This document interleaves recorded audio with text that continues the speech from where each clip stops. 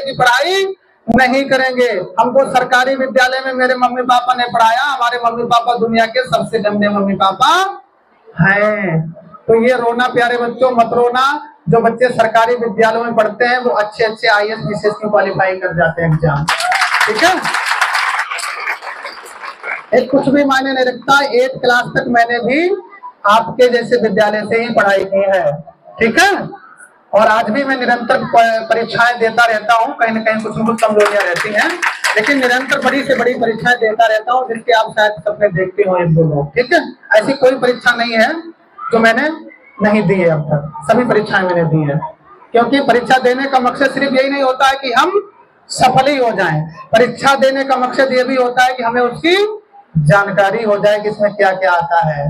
इसलिए मैं कहता हूं कि जितने प्यारे बच्चे बैठे हैं, कोई भी कंपटीशन का एग्जाम कुछ भी पूछना चाहते हैं तो हम आपको हर कंपटीशन के बारे में बता सकता हूं कि मैंने किस लिए किया है, कि आज अगर आपका कोई भी प्रश्न होगा उसका मैं निस्तारण तुरंत कर दूंगा। इसलिए मैंने परीक्षाएं सारी दी है, भले हम हर जगह सफल नहीं हुए, लेकिन असफल होने के बाद क्या हुआ, मुझे मिला अनुभव जो मैं बोल पा रहा हूं।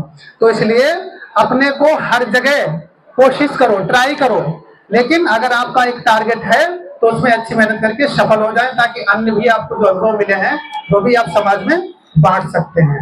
तो अपने को कभी कमजोर मत समझना, और अपने मम्मी पापा को इस बात से कभी मत कोसना कि हमें उन्होंने 8 क्लास तक सरकारी में पढ़ाया, ठीक है, कभी मत कोसना। अब से आप मेहनत शुरू कर दो।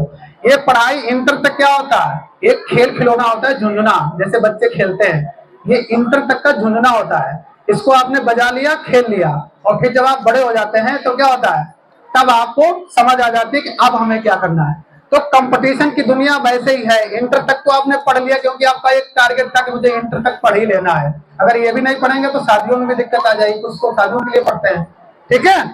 तो भाई विचारों को चेंज करो, पहली चीज, ठीक है। इधर प्यारे बच्चे सुनो, विचारों को चेंज करो, और निरंतर आपने जो अब तक पढ़ाई की है इस पे अच्छी से पकड़ बनाओ, यही कंपटीशन में सब कुछ आता है, ठीक है। इसके अलावा कुछ भी कंपटीशन में नहीं आता है, इसलिए इसको झुंझुना समझ के अगर आपने खेला तो फिर आगे के खेल में आपकी पकड़ अच्छी नहीं हो पाएगी।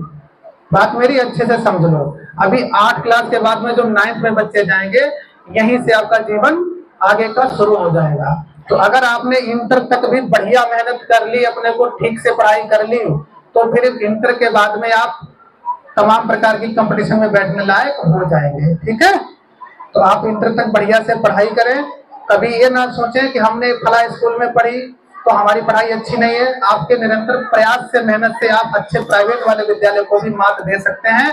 प्राइवेट वाला जरूरी नहीं है कंपटीशन बीट ही कर ले, लेकिन आपकी निरंतरता, मेहनत आपको हर एग्जाम क्वालिफाई करा देगा, ठीक है। बच्चे समझ गए सभी? और कुछ बोले या बस करें? और कुछ मेरी बातें जो बताइए एकदम गांठ बांध लेना, कहाँ, मस्तिष्क में। और अगर नहीं बात मानी तो पक्का सफल हो जाओगे फिर, ठीक है। सरकारी में पढ़ने वाले बच्चे कभी अपने को कमजोर ना घोषित करें। अक्सर इसमें 90% बच्चे ऐसे होंगे जो ये कहते होंगे हमारे मम्मी पापा के पास अगर अच्छा पैसा होता तो हमें भी प्राइवेट विद्यालय में पढ़ने का मौका मिल जाता। लेकिन अगर आपका चरित्र ठीक है और मेहनत की दिशा अगर आपकी ठीक है, तो ये जरूरी नहीं है कि बहुत अच्छे स्कूल में पढ़ने वाला बच्चा सफल ही हो जाए, ठीक है। आपको अपना चरित्र का मतलब समझ रहे बच्चे? संस्कार, चरित्र का मतलब ये होता है कि आपको गलत दिशा नहीं चुननी है। अगर आपने गलत दिशा चुन ली तो अपने भविष्य में फिर आप ये समझ लो आग लगा रहे हैं, कुछ भी नहीं कर पा रहे हैं।